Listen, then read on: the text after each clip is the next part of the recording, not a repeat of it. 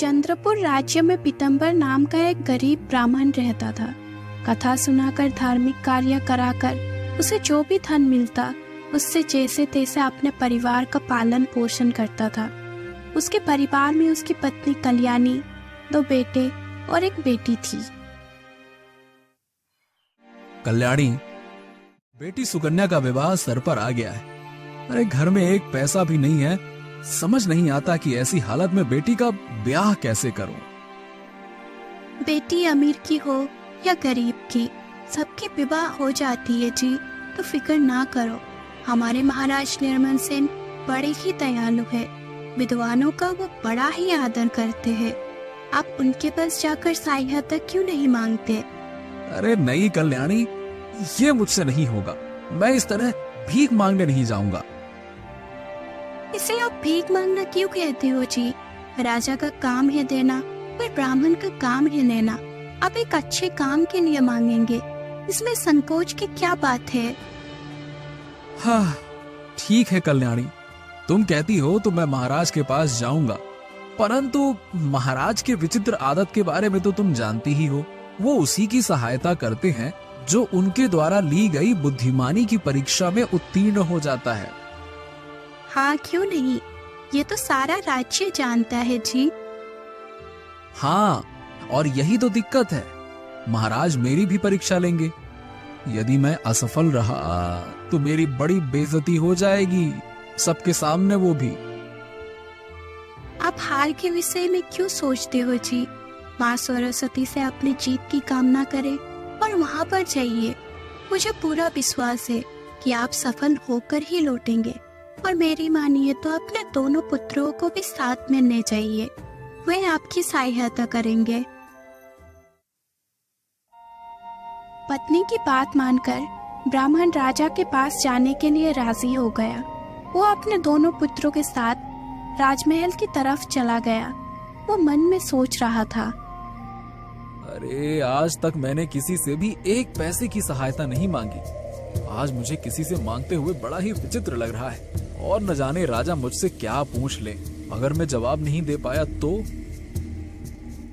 जल्दी ही वो राजमहल में पहुंच गया। प्रहरी ने जाकर राजा को संदेश दिया, महाराज की जय हो। राजमहल के द्वार पर एक निर्धन ब्राह्मण अपने 2 पुत्रों के साथ खड़ा है। वो आपसे मिलना चाहता है महाराज। अच्छा ऐसी बात है, जाओ उस ब्राह्मण को भेज दो। ब्राह्मण अपने दोनों बेटों के साथ राजा के सामने उपस्थित हुआ और बोला, प्रणाम महाराज। जी ब्राह्मण देवता, कहिए और आज्ञा कीजिए कि मैं आपकी किस प्रकार सहायता कर सकता हूं। महाराज, मेरी पुत्री के विवाह की तिथि नजदीक आ गई है। घर में दरिद्रता का वास है, इसीलिए आपके पास सहायता मांगने आया हूं महाराज। ठीक है, सहायता करने के लिए हम तैयार हैं। आप ब्राह्मण देवता हैं, आपकी सहायता नहीं करेंगे तो भला किसकी करेंगे? पर इसके लिए आपको बुद्धि की परीक्षा उत्तीर्ण करनी होगी। जी बिल्कुल महाराज, इसके लिए मैं और मेरे पुत्र दोनों तैयार हैं। कहिए महाराज। ठीक है, आप बड़े हैं, इसीलिए सबसे पहले आपकी परीक्षा लेता हूं ब्राह्मण देवता। मैं तुम्हें अधूरी कहानी सुनाऊंगा जिसे तुमको सही ढंग से पूरा करना होगा। जी, आप कहानी सुनाए महाराज। तो सुनिए ब्राह्मण देवता। एक राजा था। एक दिन वो रात को अपने शयन कक्ष में लेटा हुआ था। तभी उसने अपने सेवकों को बुलाया और कहा, कुछ समय पहले दक्षिण दिशा की ओर से एक पक्षी की आवाज सुनाई दी थी। जाओ और जाकर पता लगाओ कि आखिरकार वो पक्षी है कौन था वो। जाओ। जो आज्ञा महाराज। सेवक महल से बाहर आया और दक्षिण दिशा की ओर चला गया। वो मन ही मन में सोच रहा था, महाराज भी बड़े ही अजीब हैं। इतनी रात को मैं कैसे पता लगाऊंगा कि आखिरकार उन्होंने कौन से पक्षी की आवाज सुनी थी। क्या ही बोलूं। तभी सेवक को किसी स्त्री की रोने की आवाज सुनाई दी। वो ये आवाज सुनकर आश्चर्य में पड़ गया। तभी उसने देखा कि एक निहत्थे व्यक्ति को 3-4 आदमी मार रहे थे और वो स्त्री खड़ी हुए रो रही थी। अरे, ये लोग इस आदमी को मार क्यों रहे हैं? सेवक ने उस आदमी को बचाने के लिए बाकी तीनों लोगों को ललकार कर कहा, ठहरो दुष्टों, मैं तुम्हें अभी बताता हूँ। सेवक उन बाकी 3 लोगों से भिड़ गया और उनके एक साथी को मार डाला। अपने साथी की ये हालत देखकर बाकी लोग भाग खड़े हुए। हाँ हाँ भैया, हम परदेसी हैं, कहीं ठहरने के लिए जगह ढूंढ रहे थे, तभी इन लुटेरों ने हम पर हमला कर दिया। अगर तुम ना आते तो ये लोग तो हमें मार ही डालते। धन्यवाद भैया, धन्यवाद। हमारी सहायता करो भैया। हाँ ठीक है, चिंता मत करो बहन, ईश्वर जो भी करता है ठीक ही करता है। मैं किसी और काम से निकला था, लेकिन खैर चलो आओ, मैं तुम्हें किसी सुरक्षित स्थान पर पहुंचा देता हूँ, चलो। दोनों को एक धर्मशाला में ले गया और वहाँ उनके रहने का उचित प्रबंध कर दिया। जब वो सेवक वापस महल में पहुंचा तो राजा ने पूछा, कुछ पता लगा कौन सा पक्षी था वो? अब नहीं महाराज, क्षमा कीजिए। महल से निकलते ही मुझे एक स्त्री की रोने की आवाज सुनाई दी। इसके बाद सैनिक ने सारी बात राजा को बता दी। सारी बात सुनकर राजा को क्रोध आ गया और उसने कहा, तुम्हें जिस काम के लिए भेजा था वो पूरा करके नहीं आए, तुम्हें कारागार में डालते हैं, ले जाओ इसे। राजा के आदेश पर सैनिक को कारागार में डाल दिया गया।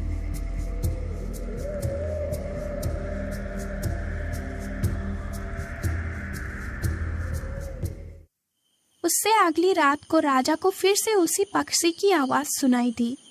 आज राजा स्वयं उस पक्षी के खोज में निकल पड़ा। वो उस दिशा में अभी कुछ ही दूर गया था कि तभी उसे झाड़ियों में कुछ लोग दिखाई दिए। उस झाड़ी के पीछे कुछ लोगों का गृह प्रतीत हो रहा है। वो कुछ नजदीक और गया और उन लोगों की बातें सुनने लगा। वहाँ पर 2 आदमी मौजूद थे। उनमें से एक ने कहा, जैसे भी हो भाई, हमें महल के गुप्त ठिकानों का पता लगाना है, ताकि विजयनगर के राजा को बताकर उनसे उचित इनाम प्राप्त कर सकें। हाँ भाई, तुम बिल्कुल ठीक कहते हो, हम दोनों मिलकर इस काम को अंजाम देंगे, ठीक है। उन दोनों की बातें सुनकर राजा को ये समझते हुए देर न लगी कि वे दोनों शत्रु देश विजयनगर के जासूस थे। राजा ने सोचा, ये तो शत्रु देश विजयनगर के जासूस हैं और हमारे महल में घुसने की योजना बना रहे हैं। इन्हें सबक सिखाना बहुत जरूरी है। ये सोचकर राजा अपने तलवार लेकर उन दोनों पर टूट पड़ा और उन दोनों का वध कर दिया। इसके बाद राजा अपने महल में गया, कहा, हम तुम्हें मुक्त करते हैं सेवक।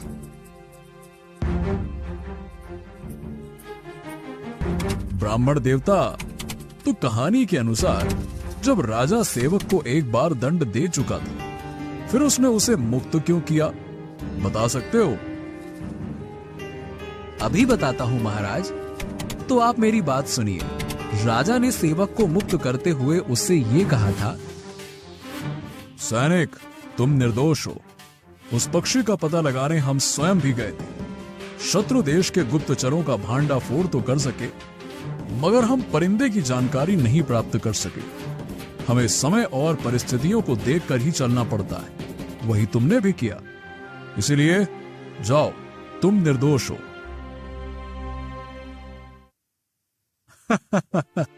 बिल्कुल सही उत्तर ब्राह्मण देवता, आप परीक्षा में सफल हुए। बेटा विजय, अब मैं तुम्हारी भी परीक्षा लेना चाहता हूँ, क्या तुम तैयार हो? हाँ महाराज, मैं तैयार हूँ, आप मेरी परीक्षा ले लीजिए। तो सुनो, खेड़ा गांव का मुखिया हरसुख बहुत ही बुद्धिमान था। वो रोज गांव वालों से नए और अनोखे प्रश्न पूछा करता था।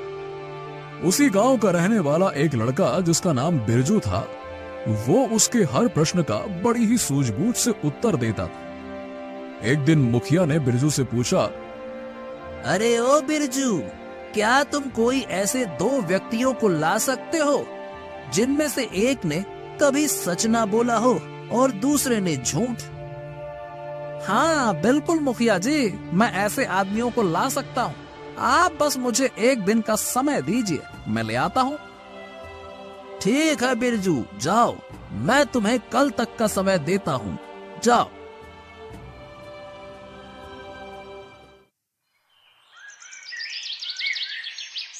अगले दिन बिरजू मुखिया के सामने उपस्थित हुआ।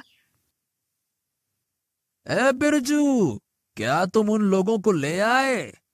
जी मुखिया जी।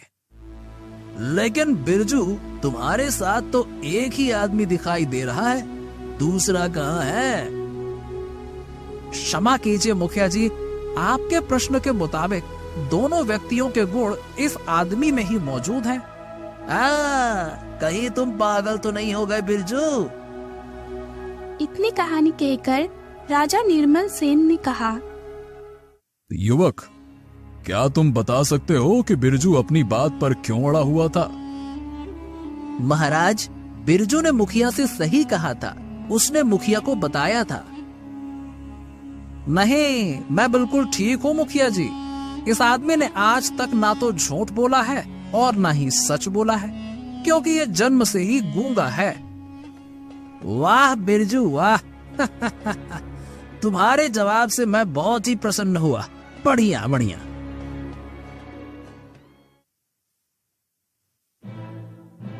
युवक, जिस बुद्धिमानी से तुमने कहानी पूरी की है उससे हम बहुत ही खुश हुए।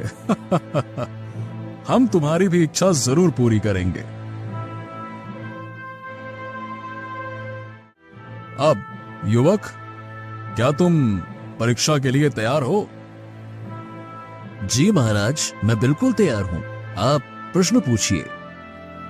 तो सुनो, मैं तुम्हें उस समय की कथा सुनाता हूं जब मानव सभ्यता का विकास नहीं हुआ था। मानव नए नए आविष्कारों से अपनी सुख समृद्धि में वृद्धि करता चला आ रहा था। उस काल में एक जुलाहा रहता था जिसका नाम था बीरम। बीरम के 2 पुत्र थे, सूरज और चंद्र। उसकी पत्नी का निधन हो चुका था, इसीलिए पुत्रों की देखभाल उसे ही करनी पड़ती थी। उसके पुत्र बड़े ही नटखट थे। धीरे धीरे समय बीतता गया और दोनों पुत्र बड़े हो गए। बीरम अक्सर ये बात सोचा करता था, हाँ, काश इस घर को संभालने के लिए कोई स्त्री होती तो कितना अच्छा होता। अरे वो पूरा का पूरा घर साज संवार कर रखती। मैं कितना भागा हूं भगवान। बीरम भाई, सुना है तुम्हारे पुत्र जो हैं वो विवाह योग्य हैं? आपने ठीक सुना है शंकर भाई, ये मेरे दोनों पुत्र सूरज और चंद्र हैं। बीरम भाई, फुलवा और चमेली नाम की मेरी विवाह योग्य 2 पुत्रियां हैं। मैं चाहता हूं कि आप उनका रिश्ता स्वीकार कर लें, हैं? हाँ, नेकी और पूछ मुझे रिश्ता स्वीकार है। इस तरह से बीरम के दोनों बेटों की शादी हो गई। दोनों नई बहुएं आई और उन्होंने अस्त व्यस्त पड़े हुए घर को पूरा साज संवार दिया। हाँ, मैं यही तो चाहता था कि मेरे घर को कोई साज संवार दे और उसे रहने लायक बनाए। हाँ, आज मेरे मन की सारी मुराद पूरी हो गई। इस प्रकार खुशियों से भरा हुआ 1 वर्ष बीत गया और दोनों पुत्र वधुओं ने अपने ससुर से कहा, पिताजी, हमें अपने माता पिता से मिले हुए पूरा 1 वर्ष बीत गया है। हम 1 महीने के लिए उनके पास जाना चाहते हैं। नहीं बहुओं, मैं तुम्हें कहीं नहीं जाने दूंगा। अरे तुम्हारे आने से ये घर बस गया, तुम चली जाओगी तो ये फिर से उजाड़ जाएगा। ये सुनकर दोनों बहुएं अबाक रह गई। कुछ दिन बीते तो दोनों बहुएं आपस में फिर से एक बार सलाह करने लगी। एक ने दूसरी से कहा, विड़वा बहन, हमें ससुर जी से पुनः माता पिता के पास जाने के लिए आज्ञा मांगनी चाहिए। कुछ दिन पहले हमने इजाजत मांगी तो थी, उन्होंने साफ मना कर दिया था। उनका ससुर उन दोनों की ये बातें सुन रहा था। उसने मन ही मन में सोचा, मुझे दोनों बहुओं को जाने से रोकना चाहिए। मैं उन्हें कुछ अद्भुत और असंभव उपहार लाने को कहूंगा। वो नहीं ला सकेंगे और फिर वो अपने माता पिता के पास नहीं जाएंगे। उसने दोनों बहुओं को बुलाया और बोला, तुम दोनों अपने मायके जा सकती हो। क्या सच पिताजी? हाँ हाँ हाँ, बिल्कुल जा सकती हो, परंतु मेरी एक शर्त है, और वो ये है, फुलवा बहू, तुम्हें अपने मायके से कागज में आग और चमेली, तुम्हें कागज में हवा लानी होगी। अच्छा पिताजी। मायके जाने की खुशी के कारण दोनों बहुओं ने उपहार के विचित्रता और मुश्किल पर ध्यान ही ना दिया।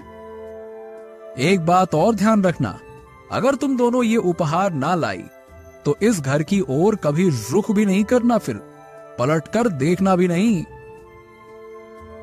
जी पिताजी। दोनों बहुएं उसी दिन मायके चली गई और बीरम एक बार फिर से उदास रहने लगा। वो सोचता था, क्या ये बहुएं विचित्र उपहार ला सकेंगी? और यदि ना लाई तो वो घर में नहीं आएंगी और ये घर एक बार पुनः उजाड़ हो जाएगा। दोनों बहुएं मायके में पहुंची, जहां पर उनका बहुत स्वागत किया गया। मायके में 1 महीना कब बीत गया पता ही ना चला। तब फुलवा ने अपने माँ से कहा, माँ, हम ससुर जी से 1 महीने की अनुमति लेकर आए थे। अब हमारे वापस लौटने का समय हो गया है, परंतु एक समस्या है। मुझे तो ससुराल एक कागज में आग लेकर जानी है माँ। ये क्या कह रही है तू भला? कोई कागज में आग ले जा सकता है? कागज जल नहीं जाएगा। अरे माँ, मुझे तो कागज में हवा लेकर जानी है। ये क्या अंत संत बक रही हो तुम दोनों? हम ठीक कह रहे हैं माँ। ये उपहार लेकर ही हम ससुराल में प्रवेश कर सकती है, अन्यथा नहीं। ओ, ऐसी बात है। उस समय तो हमने उपहार के विचित्र पर ध्यान ही नहीं दिया, पर अब महसूस हो रहा है कि बिना सोचे समझे हमें ससुर जी को हाँ नहीं कहनी चाहिए थी। तुम दोनों ने तो मुझे धर्म संकट में डाल दिया है। ऐसा कागज वाला कहाँ मिलेगा? कुछ भी करो माँ, पर हमारी समस्या का हल करो। तुम फिक्र ना करो, मैं तुम्हें मतय प्रधान के पास लेकर चलती हूँ।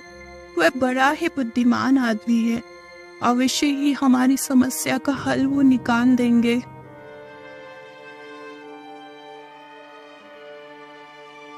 वे सभी मतय प्रधान के पास पहुंचे। प्रधान जी, तुम बस्ती के सबसे बुद्धिमान व्यक्ति हो। मेरी बेटियों की समस्या तुम ही हल कर सकते हो। फिर दोनों बहुओं ने अपनी पूरी समस्या मतय प्रधान को बता दी। प्रधान ने ये सुनकर कहा, चिंता मत करो बेटिया, ऐसा कौन सा काम है जो इंसान चाहे और कर ना सके, हैं? तो जल्दी से समस्याओं को हल कर दीजिए प्रधान जी, हम पर आपका ये बहुत ही उपकार होगा। तब महाराज निर्मल सेन ने कहानी को आगे कहते हुए पूछा, युवक, तो क्या तुम बता सकते हो कि मताई प्रधान ने समस्या का समाधान कैसे किया होगा? मताई प्रधान वाकई में बड़ा विद्वान था महाराज। अजीत ने आगे कहा, तो सुनिए महाराज, मताई प्रधान अपने घर के अंदर गया और कुछ ही देर में अपने हाथ में एक पंखा लेकर आया जो कागज की बनी हुई थी और बोला, लो चमेली, इस कागज के पंखे को ले लो, इसे डुलाने से हवा आएगी। इस प्रकार से कागज में तुम अपने ससुर के लिए हवा ले जा सकती हो। चमेली ने उसे डुला कर देखा। वो सोचने लगी, सचमुच इस कागज में तो बड़ी ही ठंडी हवा भरी हुई है। अभी तुम लोग यहीं पर रुको, मैं तुम्हारी दूसरी समस्या का भी हल बनाकर लाता हूँ। मत्स्य प्रधान फिर से अपने घर के अंदर गया और अपने काम में जुट गया। जल्द ही वो फिर से वापस आया और बोला, लो बेटी, कागज के इन कंडील को ले लो, इसमें तुम आग को ले जा सकती हो, ले लो। सचमुच अब बड़े ही बुद्धिमान हैं। आपने हमारी समस्या चुटकियों में हल कर दी।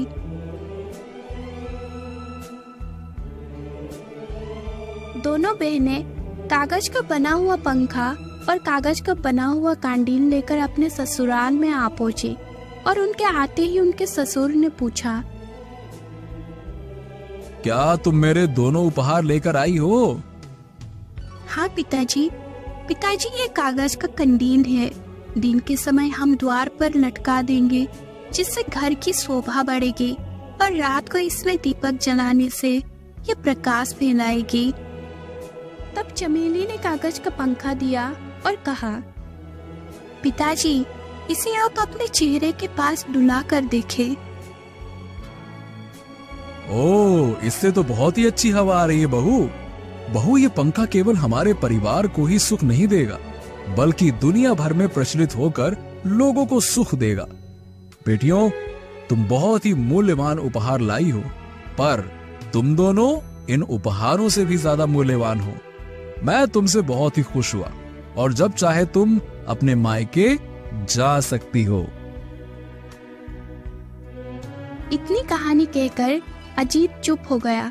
तब महाराज ने कहा, युवक, तुमने बड़े ही उत्तम ढंग से कहानी पूरी की। तुम भी हमारी कसौटी पर बिल्कुल खरे उतरे हो। धन्यवाद महाराज, धन्यवाद। ब्राह्मण देवता, तुम और तुम्हारे पुत्र दोनों ही अत्यंत विद्वान हैं, बुद्धिमान हैं। तुम्हारी बेटी का विवाह खूब धूमधाम से किया जाएगा, परंतु मेरी एक शर्त है। अब क्या अभी भी कोई शर्त बाकी है महाराज? हाँ ब्राह्मण देवता, मैं अपनी दोनों बेटियों का विवाह तुम्हारे बेटों के साथ करना चाहता हूँ, यानी तुम्हें समधी बनाना चाहता हूँ। ये आप क्या कह रहे हैं महाराज? अरे कहाँ राजा भोज और कहाँ गंगू तेली? ऐसा कुछ नहीं है, ये सब हमने बहुत ही सोच समझकर निर्णय लिया है। ब्राह्मण देवता, तुम इसकी चिंता ना करो।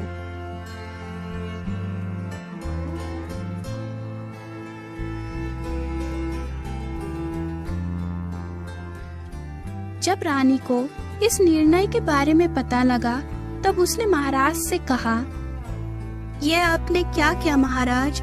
राज्य के साधारण युवकों के साथ राजकुमारियों का विवाह निश्चित कर दिया।